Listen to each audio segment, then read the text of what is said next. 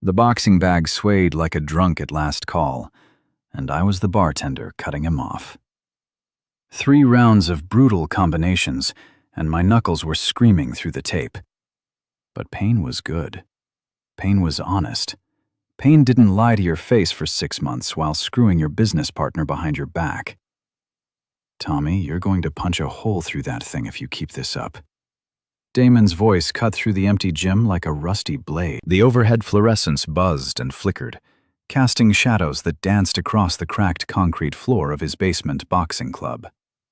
I unwrapped my hands, the tape stained with sweat and determination. Maybe that's the point. Or maybe you should tell me what's eating you alive instead of taking it out on my equipment. Before we dive deeper into this story, I have one small request. Please subscribe, drop a like, comment, and hit that hype button to boost this channel so more people can discover these incredible Reddit stories. Damon had been reading people since his cop days, back when Edgefield still had hope and a functioning police force. Now he ran this underground gym in what used to be Murphy's Auto Parts, serving beer to blue-collar guys who needed somewhere to bleed out their frustrations legally. It's Marcia. The words tasted like motor oil in my mouth. Your wife? The fancy advertising executive who thinks our whole town smells like failure? That's the one. I grabbed a towel and wiped down my face. She's been working late every night for 3 months. New client, she says. Big account, real important stuff. Damon cracked open 2 beers and slid one across the makeshift bar he'd built from an old workbench. And you don't believe her?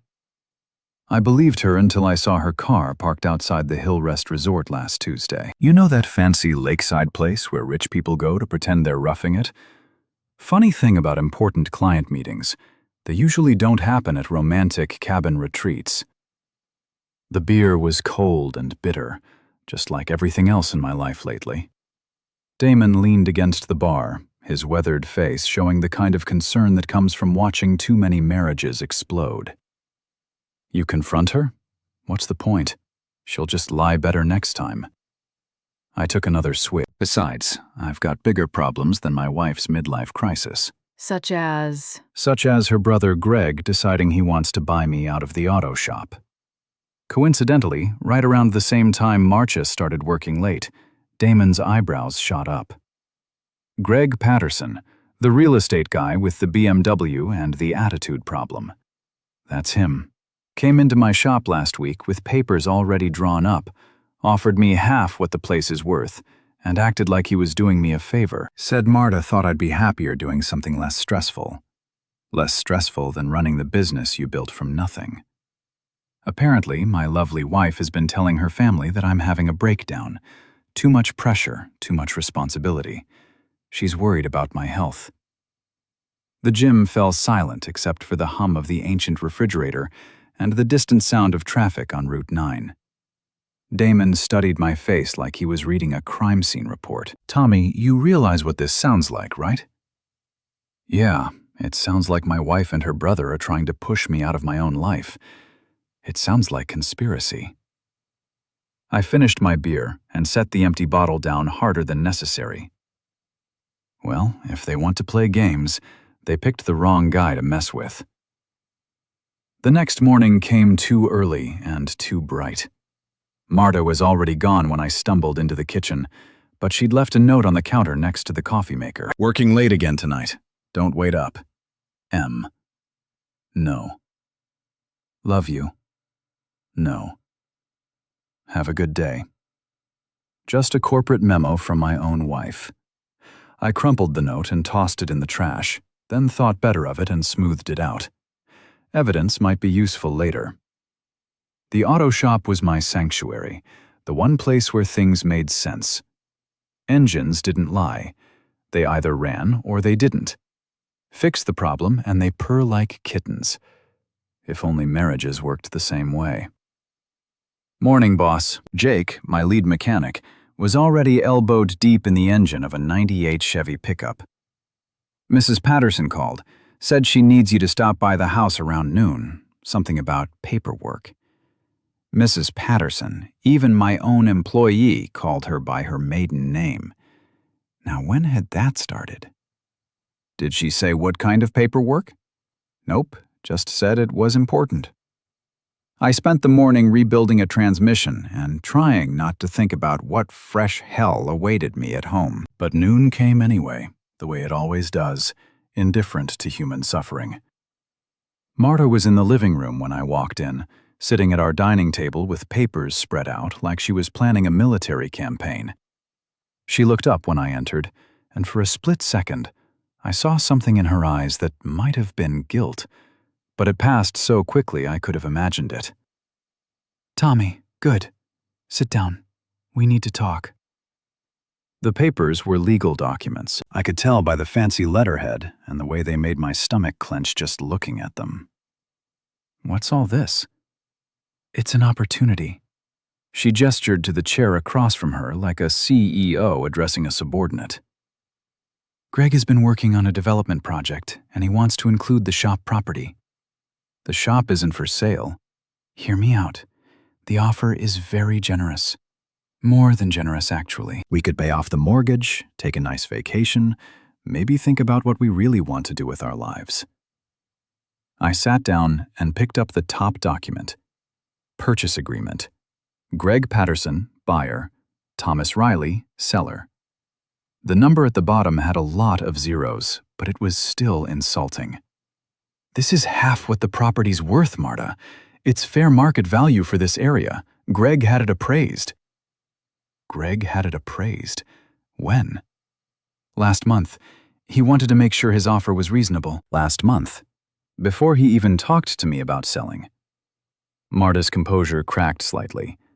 He was just being thorough. He was being presumptuous. The answer is no. I stood up and headed for the door, but her voice stopped me. Tommy, please just think about it. This town is dying. The shop barely breaks even most months. This could be our chance to start over somewhere better.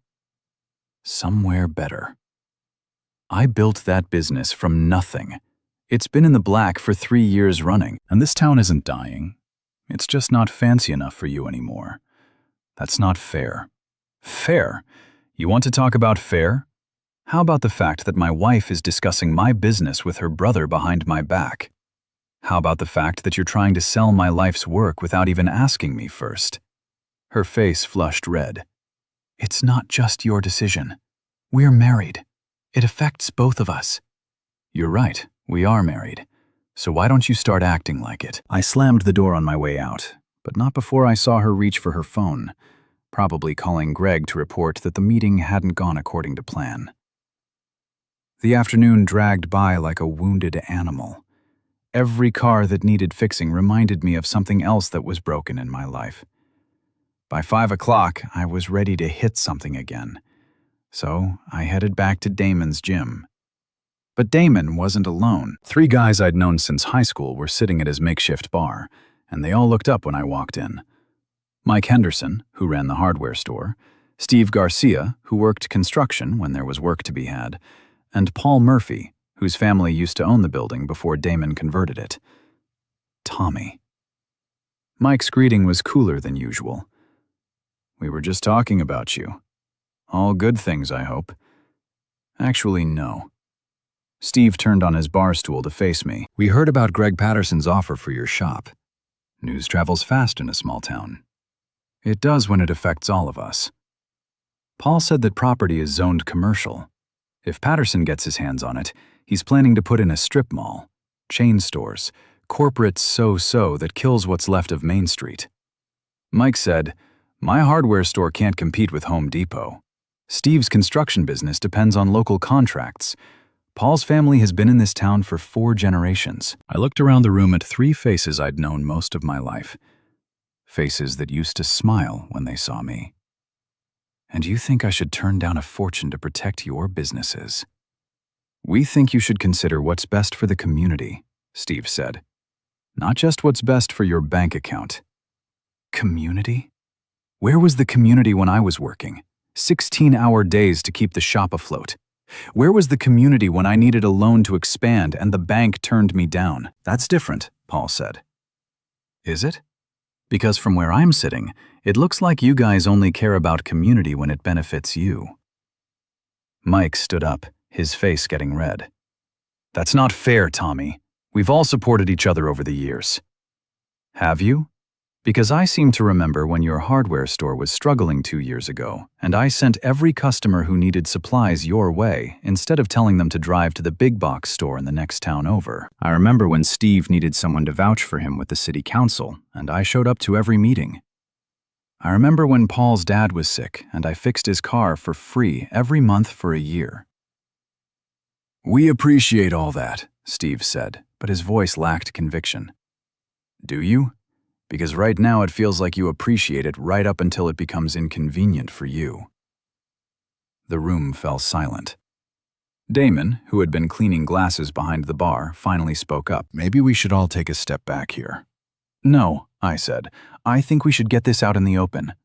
You guys want me to turn down a life-changing amount of money to protect businesses that barely acknowledge I exist most of the time? You want me to sacrifice my future for a community that only remembers I'm part of it when they need something? It's not like that, Mike said, but even he didn't sound convinced. Isn't it? When's the last time any of you came to the shop just to say hello? When's the last time you invited me to poker night or asked how Marcia and I were doing? When's the last time you treated me like a friend instead of just another business owner you might need a favor from? Paul shifted uncomfortably. We've all been busy. Busy, right? I headed for the door. Well, don't worry about it anymore. From now on, we can all be busy separately. I walked out into the evening air, leaving behind 3 of the oldest friendships I had, but it felt less like a loss and more like finally admitting something that had been true for a long time. The house was empty when I got home. Another note from Marta. Client dinner, back late, M. I crumpled this one up and didn't bother smoothing it out. The next few days passed in a blur of routine and resentment. Marta continued her pattern of early departures and late returns.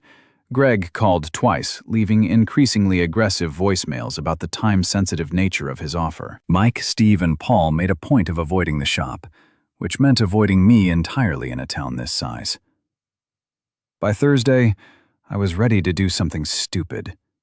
Fortunately, Damon called before I could figure out what that might be. Tommy, you need to get down here, now. Why, what's wrong? Just get here and bring your camera. I found Damon parked across the street from the Hill Rest Resort, binoculars in one hand and a thermos of coffee in the other. He handed me the binoculars and pointed toward the main lodge. Cabin 12. Been watching for an hour. I focused the binoculars and felt my stomach drop. Marta's silver Lexus was parked next to a black BMW I recognized as Greg's. Through the cabin window, I could see 2 figures sitting close together on a couch. How long have you known? I asked. Suspected for a week. Confirmed it this morning. Tommy, I'm sorry. I watched my wife laugh at something her brother-in-law said, watched her lean closer to him, watched her put her hand on his arm. The binoculars made everything crystal clear, including the fact that my marriage was over. Get some pictures, I said. You sure? I'm sure.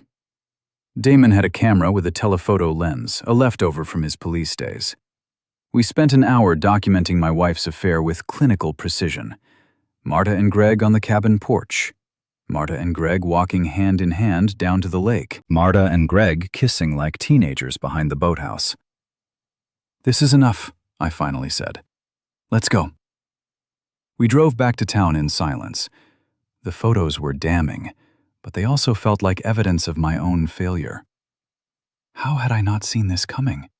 How had I been so blind? What are you going to do? Damon asked as we pulled into the gym parking lot. I don't know yet, but it's going to be something they remember. That night, I sat in my kitchen with the photos spread out on the table like a poker hand. A very bad poker hand. My phone buzzed with a text from Marta. Working late again. Don't wait up. I stared at the message for a long time, then typed back. Have fun with Greg. 3 dots appeared, disappeared, appeared again. Then nothing. An hour later, my phone rang. Marta. Tommy, we need to talk. I agree. Come home. I can't. Not tonight, but tomorrow. We'll sit down and discuss everything. Everything? That's a big word, Marta. You sure you want to discuss everything? Silence on the other end. Then what do you mean? I mean, I know about Greg. I know about the cabin. I know about all of it. The silence stretched so long I thought she'd hung up. Finally. I'm sorry. Are you? Are you really sorry, or are you just sorry you got caught? Tommy, please, it's complicated. No, it's not. It's actually very simple. You're sleeping with your brother-in-law and trying to steal my business. The only complicated part is figuring out which one of you came up with the plan first. It's not like that. Then what is it like? Explain it to me, Marta. Help me understand how screwing your husband's business partner while trying to force him to sell his life's work is complicated. Another long pause. I'll be home tomorrow morning. We'll talk then. No, we'll talk now. You want to explain? Start explaining. I can't do this over the phone. You can't do it at all, because there's no explanation that makes this okay. There's no story that turns you into the victim here, Tommy. I never meant for it to happen, but it did happen for months. This wasn't a mistake, Marta. This was a choice. A series of choices, and now you have to live with the consequences. I hung up before she could respond. Friday morning came gray and drizzling, the kind of weather that makes everything look like a crime scene. Marta's car was in the driveway when I left for work, but I didn't go inside. Whatever she had to say could wait until I was ready to hear it. The shop was busy, which was good. Staying busy meant staying distracted. But around noon, Jake came into my office with a worried expression. Boss, you might want to see this. He handed me his phone, open to the local Facebook community page. Someone had posted a photo of Marcia and Greg at the resort, along with a caption that read, "Looks like some people in town are getting very close to their in-laws. Edgefield gossip, small-town drama." The post already had 37 comments and counting. Most of them were shocked reactions and gossip-hungry speculation. A few were defending Marcia, saying people should mind their own business, but the damage was done. In a town like Edgefield, this kind of scandal spread faster than a grease fire. Any idea who posted it? I asked. Anonymous account, could be anyone. But I had a pretty good idea who it was. Damon had always said that sometimes justice needed a little help finding its way to the surface. My phone buzzed. Text from Marta. We need to talk, now. I drove home to find Marta pacing the living room like a caged animal. Her usually perfect hair was disheveled, and her makeup couldn't hide the stress lines around her eyes. Did you see it? She asked without preamble. The Facebook post? Yeah, I saw it.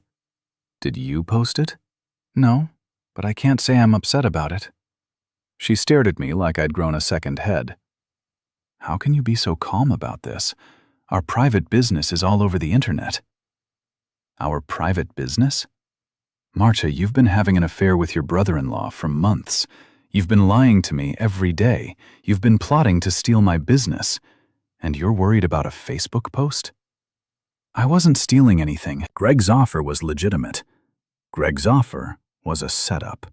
A way to get me out of the picture so you two could be together without the inconvenience of me hanging around. She sat down heavily on the couch, her composure finally cracking. It wasn't supposed to happen like this. How was it supposed to happen? Walk me through the plan, Marta. Help me understand the timeline here. There was no plan. Greg and I just connected. We understood each other. When did it start, Tommy? Please. When did it start? 6 months ago. At your birthday party. My birthday party.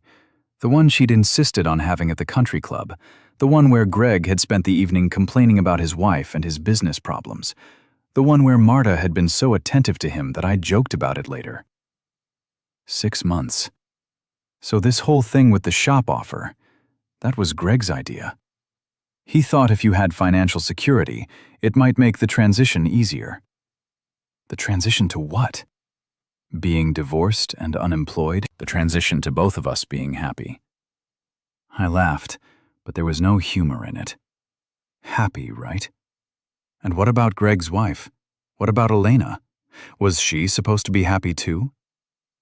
Marta's face went pale. Elena doesn't know. Are you sure about that? What do you mean? I pulled out my phone and showed her the Facebook post. Look at the comments, Marta. Really? Look at them.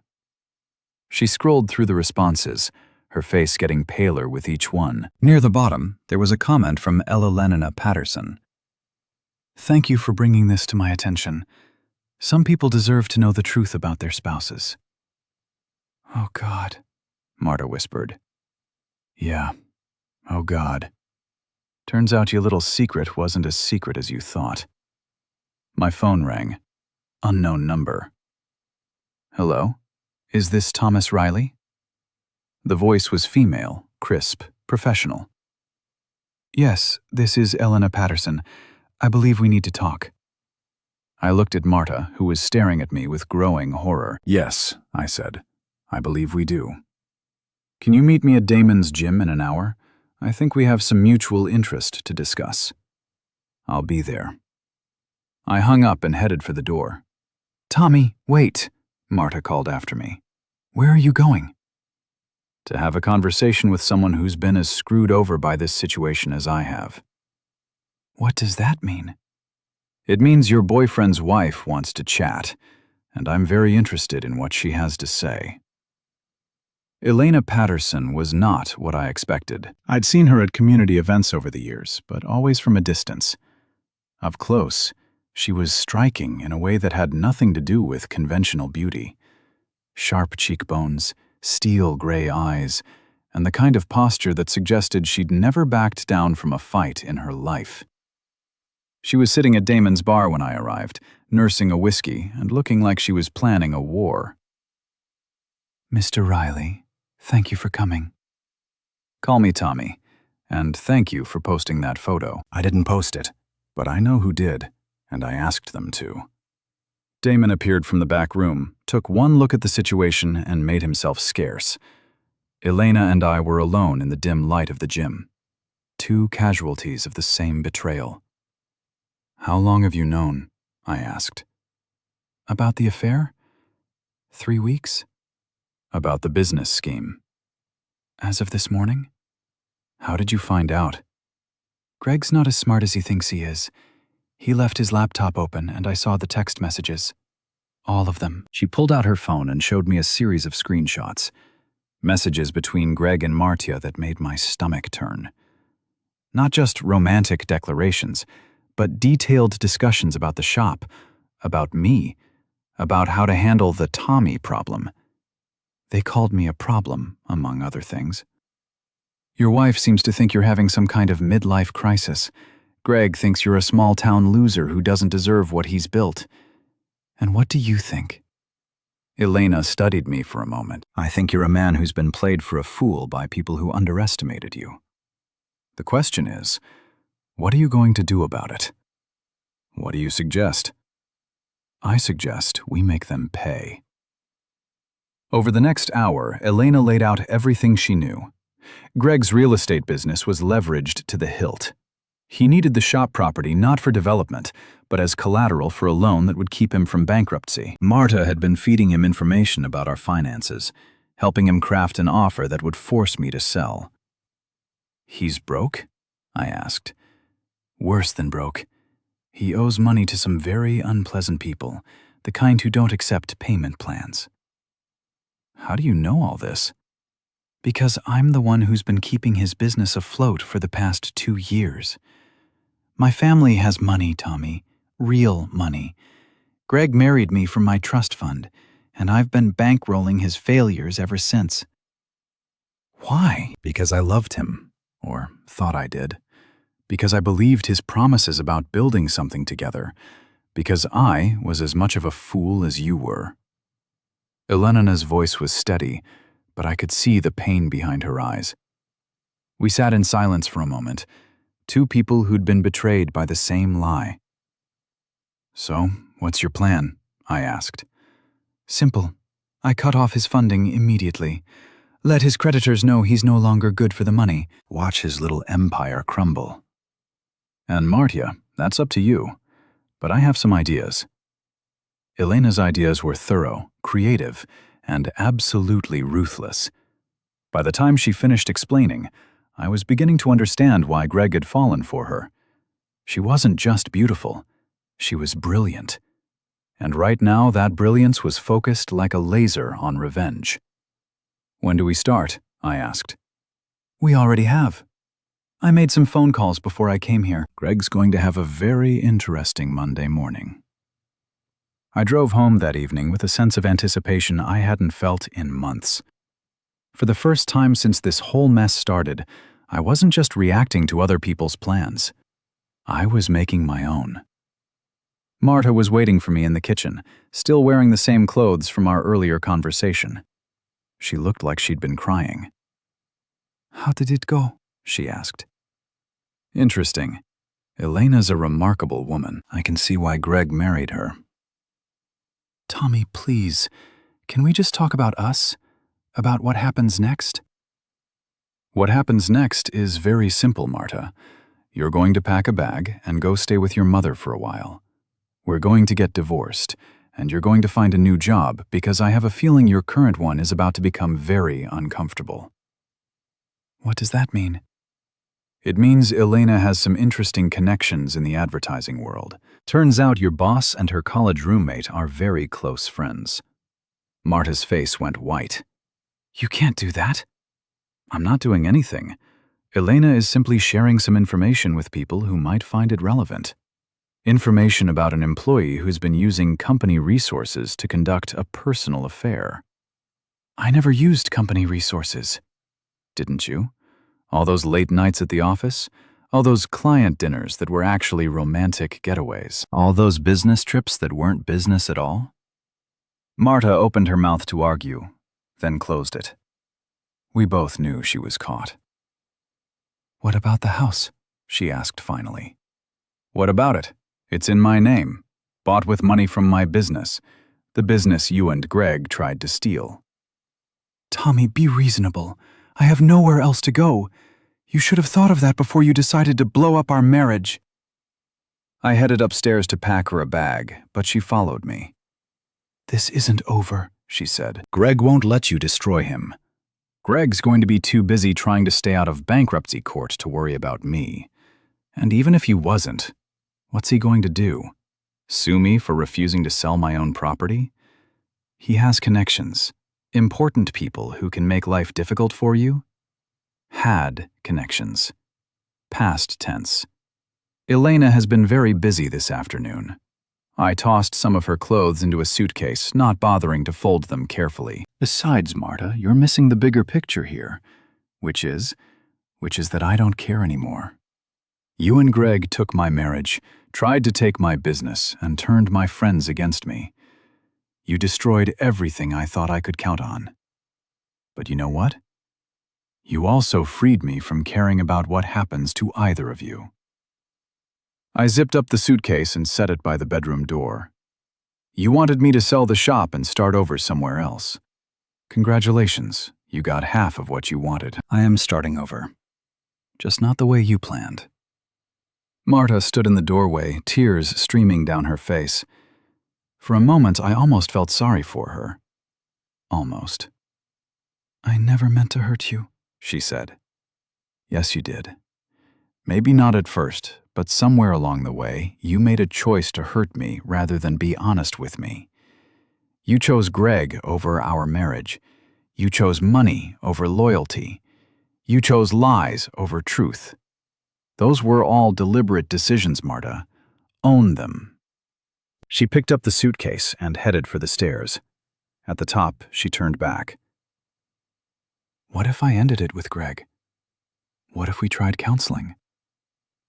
It's too late for that. It doesn't have to be. Yes, it does. Because even if you ended it with Greg, even if you begged for forgiveness, even if you did everything right from this moment forward, I would never trust you again. And a marriage without trust isn't a marriage at all. I watched her walk down the stairs and out of my life. The house felt different immediately. Not empty, but clean, like someone had finally opened the windows and let out months of stale air. My phone buzzed. Text from Elena. Phase 1 complete. Ready for Phase 2? I typed back, what's Phase 2? The fun part. Monday morning arrived with the kind of crisp autumn air that makes everything seem possible. I was at the shop early, working on a transmission rebuild, when Jake came running in with his phone. Boss, you gotta see this! The local news website had a story about Greg's real estate company. Patterson Development faces bankruptcy after major investor withdraws support. The article was thorough and damning, detailing Greg's financial problems and questionable business practices. How did they get all this information? Jake asked. Good reporting, I guess. My phone rang. Greg, Tommy, we need to talk. I'm listening. Not over the phone. Meet me at the diner in an hour. Why would I do that? Because if you don't, I'm going to make your life very difficult. More difficult than it already is. That's impressive, Greg. You've already stolen my wife and tried to steal my business. What's left? You have no idea what I'm capable of. You're right. I don't. But I know what Elena's capable of. And frankly, I'm more impressed with her approach. Silence on the other end. Then Elena doesn't know what she's doing, doesn't she? Because from where I'm sitting, it looks like she knows exactly what she's doing, and she's very good at it. Tommy, listen to me. You're making a mistake. Walk away from this. Take my offer on the shop and walk away. Your offer, Greg, you're broke. You couldn't buy a cup of coffee right now, let alone a piece of commercial real estate. I have other resources. Had other resources. Past tense. Your wife was your only resource, and she's not your wife anymore. Another silence. What do you mean? I mean, Elena filed for divorce this morning. I mean, she's freezing all joint accounts. I mean, she's calling in every loan and every favor you owe. I mean, you're finished, Greg. I hung up before he could respond. An hour later, I was having lunch at Murphy's Diner when Greg walked in. He looked like he'd aged 10 years overnight. His usually perfect hair was disheveled, his expensive suit was wrinkled, and his face had the gray poor of a man watching his world collapse. He slid into the booth across from me without being invited. You think you're very clever, he said. I think I'm very lucky. Lucky to have found out what kind of people you and Marta really are before you could do any more damage. This isn't over. Yes, it is. You're broke, Greg. Your business is finished. Your wife is divorcing you. Your girlfriend is moving back in with her mother. What exactly are you going to do to me that hasn't already been done? Greg leaned across the table, his voice dropping to a whisper. You have no idea who you're messing with. I'm messing with a failed real estate developer who's about to lose everything. Frankly, it's not that intimidating. I have friends, people who owe me favors. Had friends, past tense. Elena's been very thorough about calling in those favors herself. Greg's face went red. You're going to regret this. Am I? Because right now, I feel better than I have in months. For the first time in years, I'm not worried about what Marcia thinks of me, or whether you approve of my choices, or whether I'm living up to everyone else's expectations. I'm free, Greg. And that's the opposite of regret. I stood up and dropped a 20 on the table. Lunch is on me. Consider it a going-away present. As I walked toward the door, Greg called after me. This isn't over, Tommy. I turned back. You keep saying that, but look around, Greg. Look at your life. Look at what you've lost. Look at what you're facing. It's over. It's been over since the moment you decided to mess with my marriage and my business. You just didn't know it yet. The diner was full of people I'd known for years. People who'd heard the gossip, seen the Facebook posts, read the news articles. People who were watching this confrontation with the kind of fascination usually reserved for car accidents. "You want to know what's really over?" I said loud enough for the whole place to hear. "What's over is people like you coming into this town and thinking you can take whatever you want from people like us. What's over is assuming that being rich and connected makes you untouchable. What's over is the idea that regular people don't fight back." I looked around the diner, making eye contact with faces I'd known since childhood. Greg Patterson came to this town thinking he could buy and sell us like commodities. He thought he could steal my business, wreck my marriage, and walk away richer for it. He thought wrong. The diner was dead silent. Greg sat frozen in the booth, his face a mask of rage and humiliation. Some of you probably think I should have taken his money and kept quiet. Some of you probably think I'm being vindictive. Maybe I am. But sometimes vindictive is what the situation calls for. Sometimes people need to learn that actions have consequences. Sometimes the only way to stop a bully is to hit back harder than they hit you. I headed for the door again, but Greg's voice stopped me one more time. "You'll never prove any of this in court." I smiled. "I don't need to prove it in court, Greg. I just need to prove it to the people who matter. And I think I've done that." The next few days passed in a blur of phone calls, legal meetings, and paperwork. Elena was divorcing Greg and taking everything he couldn't prove he'd earned independently. Marta was staying with her mother and looking for a new job after her boss decided her personal complications made her a liability to the agency. Greg's creditors were circling like vultures, and his business was hemorrhaging clients faster than he could count them. But the real satisfaction came on Thursday afternoon when Mike Henderson walked into my shop. "Tommy, you got a minute?" I looked up from the engine I was working on. "Depends. You here as a customer or as someone who thinks I should sacrifice my future for the good of the community?" Mike had the decency to look embarrassed. "I'm here to apologize for what?" "For being an ass. For assuming you owed us something just because we've all known each other for a long time. For not supporting you when you needed support." I wiped my hands on a shop rag and gave him my full attention. "Go on." "Steve and Paul feel the same way. We were wrong. We let our fear about the future make us forget who our real friends are." "And who are your real friends, Mike?" "You are. You've always been, even when we didn't deserve it." I studied his face, looking for signs of insincerity, but Mike had never been good at lying, and he wasn't trying to lie.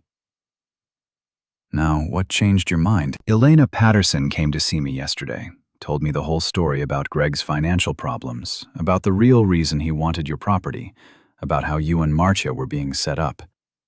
Elena's been busy." "She has. She also told me about how you could have sold the shop and walked away rich, but you chose to fight instead.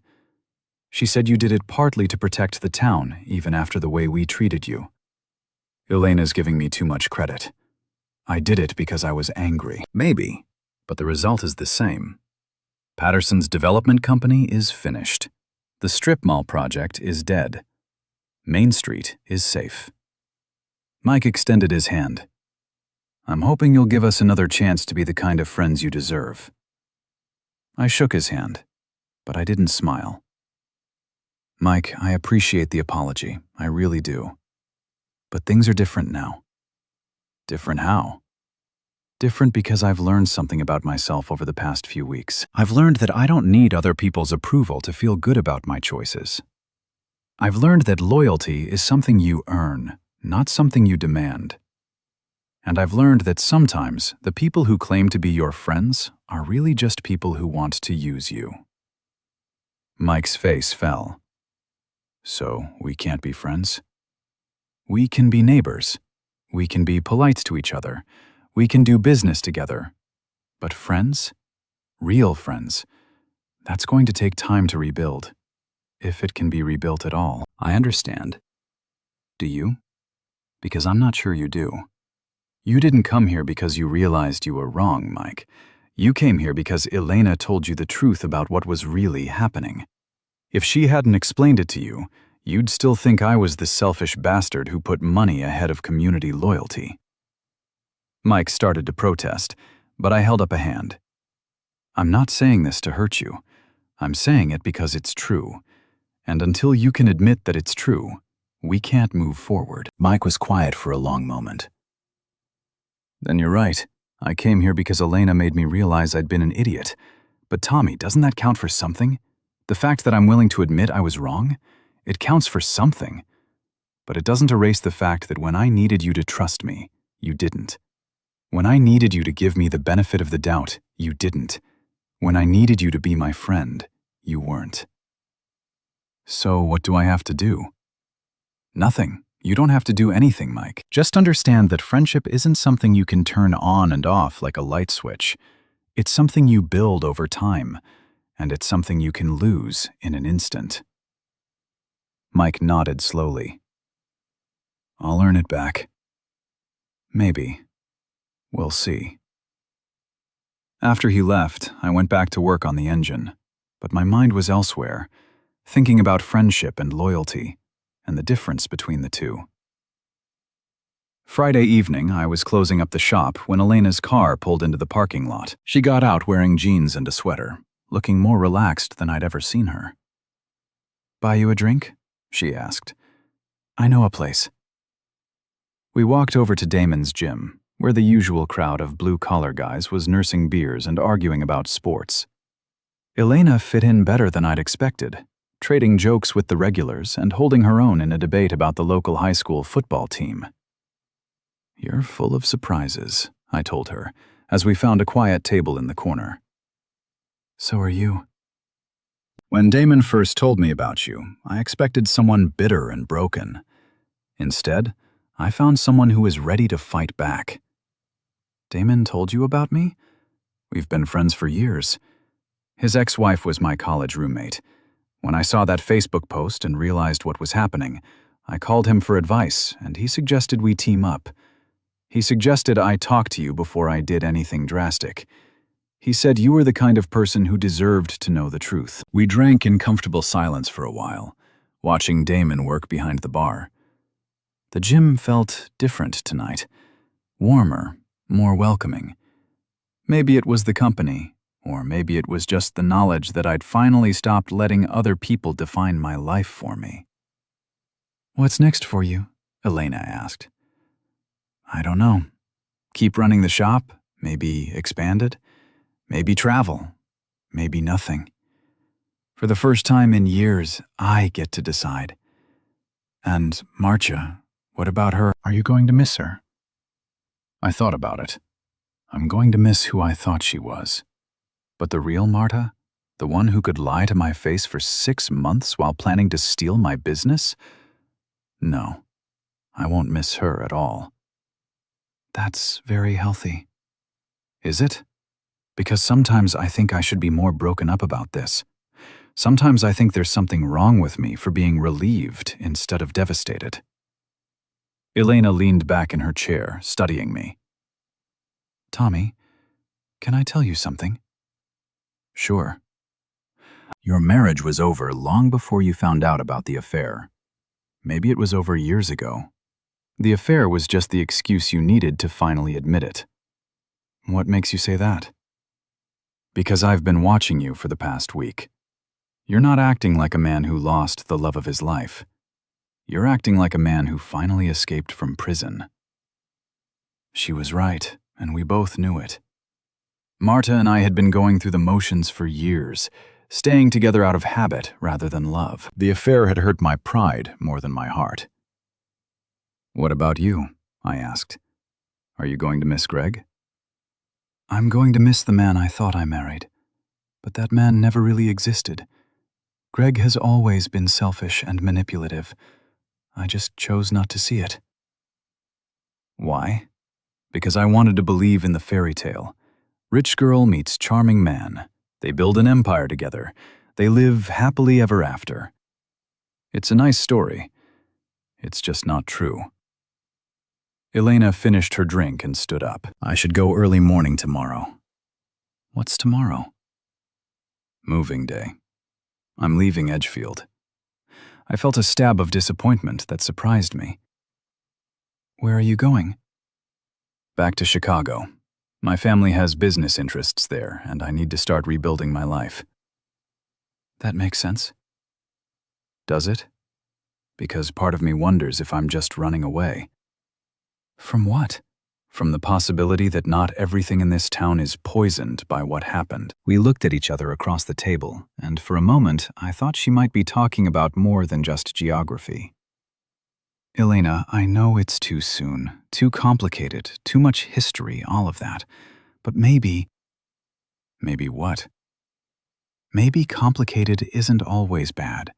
Maybe sometimes the best things come from the most unexpected places. She smiled. Maybe, but not today. Today, I need to focus on putting my life back together, and you need to do the same. And after that, we'll see. She kissed my cheek and headed for the door. Take care of yourself, Tommy Riley. You too, Elena Patterson. I watched her drive away, then ordered another beer and tried to figure out how I felt about being alone again. Saturday morning brought an unexpected visitor. I was working in my garage at home when a car pulled into the driveway. Greg got out. But this wasn't the confident, arrogant Greg I'd known for years. This was a broken man wearing wrinkled clothes and the desperate expression of someone with nothing left to lose. Tommy, I need to talk to you. We've talked enough, Greg. Please, 5 minutes. Against my better judgment, I put down my tools and gave him my attention. I'm leaving town, he said. Good. I wanted to apologize before I go. For what? The affair, the business scheme, the threats. You're going to have to be more specific. Greg sat down heavily on my workbench. For all of it. You're right. I came to this town thinking I could take whatever I wanted. I thought people like you were easy marks. People like me, blue-collar guys, small-town guys, people without connections or education or money. I thought you'd roll over and take whatever I offered. And instead, you destroyed me. I looked at Greg's haggarded face and felt something I didn't expect. Pity. I didn't destroy you, Greg. You destroyed yourself. I just refuse to be destroyed with you. Ellen is taking everything. Ellen is taking back what was hers to begin with. I know, she has every right. But Tommy, I'm going to lose everything. The house, the business, the cars, everything. What do you want me to say? That I'm sorry? That I feel bad for you? Because I don't. Greg was quiet for a long moment. Then I want to know why you didn't just take the money and walk away. You could have been rich. You could have started over somewhere else. Why did you choose to fight? It was a fair question, and it deserved an honest answer. Because this is my life, Greg. This shop, this town, this community, flawed as it is, this is what I built. And I'll be damned if I'm going to let someone like you take it away from me, just because you think you're entitled to it. Someone like me? Someone who thinks money gives you the right to treat other people like they don't matter. Someone who thinks being rich means being better. Someone who thinks the rules don't apply to them. Greg nodded slowly. You're right. That's exactly what I thought. And now I know better. Too late. But I know better. He stood up and headed for his car. At the door, he turned back. For what it's worth, Tommy, you're a better man than I am. I know. Greg almost smiled at that. Yeah, I guess you do. After he left, I went back to work on my car, but I couldn't concentrate. Something about the conversation had left me unsettled, though I couldn't put my finger on what it was. Maybe it was the realization that revenge, satisfying as it was, didn't actually fix anything. Greg was still the same selfish, manipulative person he'd always been. Marta was still the same disloyal, dishonest woman she'd become. I'd won the battle, but the victory felt hollow. Or maybe it was the knowledge that I'd become someone I didn't entirely recognize. The old Tommy would have been satisfied with Greg's apology. The old Tommy would have felt bad about destroying someone's life, even someone who deserved it. But the old Tommy had been naive. He'd believed in fairness and second chances and the fundamental decency of people. The new Tommy knew better. The question was, which version of myself did I want to be? Sunday afternoon, I was having lunch at Murphy's Diner when Damon slid into the booth across from me. "You look like hell," he said. "Thanks, you always know just what to say." "What's eating you?" "You got everything you wanted. Greg's gone, Marta's gone, your business is safe. You should be celebrating." "Should I? Shouldn't you?" I pushed my food around on my plate, not really hungry. "Damon, can I ask you something?" "Shoot." "When you were a cop, did you ever arrest someone who deserved it but still felt bad about it afterward?" "Every day. Why?" "Because I keep thinking about Greg yesterday. He looked broken. Completely broken. And I know he brought it on himself, but part of me wonders if I went too far." Damon leaned back in his seat, studying my face. "Tommy, let me ask you something. If Greg had succeeded in his plan, where would you be right now? Broke, divorced, probably out of town. And would he have felt bad about that? No. Would he have lost any sleep over destroying your life? No. Then why are you losing sleep over his?" It was a good question, and I didn't have a good answer. "Because I'm not him." "Exactly. You're not him. You're a decent person who did what he had to do to protect himself. That doesn't make you a villain, Tommy. That makes you human." "Then why do I feel like a villain?" "Because you're not used to fighting back. You're used to being the nice guy, the one who gets taken advantage of. But sometimes being nice isn't enough. Sometimes you have to be strong." Damon was right, but it didn't make me feel any better. "What about Elena?" he asked. "What about her? You going to see her again?" "She's moving to Chicago." "That's not what I asked." "I don't know. Maybe. Probably not." "Why not?" "Because it's complicated. Because we're both coming out of messy situations. Because I'm not sure I'm ready to trust anyone again." "Or because you're scared of what?" "Of being happy. Of taking a chance on something good. Of admitting that maybe this whole mess led you to something better." I looked around the diner at the familiar faces and the comfortable routine of small-town life. It was a good life, but it was also a small life. Maybe it was time to think bigger. "She's probably better off without me anyway," I said. "That's not your decision to make, isn't it?" "No, it's hers, and you're not giving her the chance to make it." Damon stood up and dropped some money on the table. "Tommy, you spent 20 years letting other people make decisions for you. Don't start again now." Monday morning, I called Elena. "I was wondering if you'd call," she said. I almost didn't. "What changed your mind?" "A friend reminded me that I've been letting other people make my decisions for too long." "And what decision are you making now?" "I'm deciding to ask if you'd like some company in Chicago." Silence on the other end. "Then, for how long?" "I don't know, a weekend, a month, forever? I guess we'd have to figure it out as we go." "That's very unlike you." "The old me.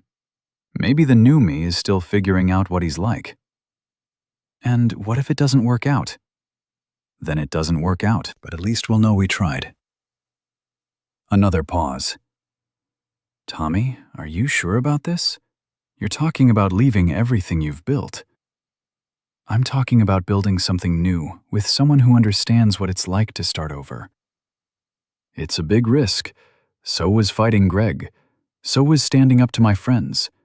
So was refusing to be the victim. I'm getting used to taking risks. Elena laughed. When can you be here? How's next weekend? Perfect. I'll send you my address. After I hung up, I sat in my office for a long time thinking about the past few weeks and the choices I'd made. Some of those choices had been about revenge, but the best ones had been about something else entirely. They'd been about refusing to accept other people's definitions of who I was supposed to be. They'd been about fighting for what mattered to me. They'd been about choosing my own future instead of letting others choose it for me. I called Jake into the office. How would you feel about running this place for a while? How long is a while? I'm not sure. Maybe a few months, maybe longer. Jake grinned. I've been waiting for you to ask that question for 5 years. Think you can handle it? Boss, I've been handling most of it already. You just haven't noticed. He was right. I'd been so focused on holding on to control that I'd forgotten I'd hired good people for a reason. What about the business side? The books, the contracts, the customer relationships. I'll figure it out. And if I can't, I'll call you. Jake, this isn't a vacation. I might not come back. I know, and that's okay. This place will survive without you, Tommy. The question is whether you can survive without it. It was a good question. For 20 years, the shop had been my identity. I was Tommy Riley, the guy who owned the auto shop. Without it, who was I? I guess I was about to find out.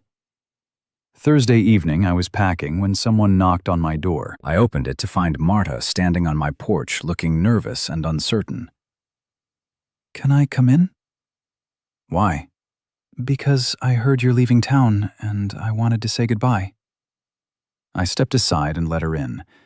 She looked around the living room like she was seeing it for the first time. It feels different, she said. Everything's different. Tommy, I want you to know that I never meant for things to end this way. How did you mean for them to end? I thought I hoped we could be civilized about it. Maybe even stay friends.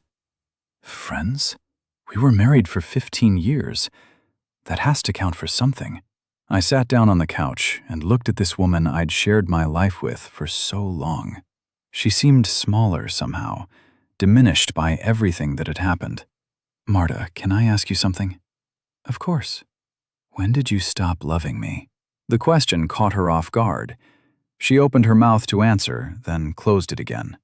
I don't know, she said finally. Maybe I never stopped. Maybe I just stopped remembering why I loved you in the first place. And Greg, do you love him? I thought I did, but I think I was just in love with the idea of being someone different, someone more sophisticated, more successful, more important. And now I realize that trying to be someone you're not is exhausting and lonely. We sat in silence for a few minutes. Two people who'd shared a life and lost it somewhere along the way. Are you happy? She asked. I'm getting there with Elena. Maybe. We'll see. She's a good choice. Better than me, probably. She's different than you. Whether that makes her better is something we'll have to figure out. Marta stood up and headed for the door. I hope it works out, Tommy. I really do. Thanks. And I hope someday you can forgive me. I already have. Really? Really? Staying angry at you would be like staying angry at a storm for ruining a picnic. It happened. It's over. And now I get to decide what to do next. She smiled sadly. I wish I could be that philosophical about it. You will be. Give it time. After she left, I finished packing. 1 suitcase, 1 duffel bag, and a box of tools. Everything else could wait.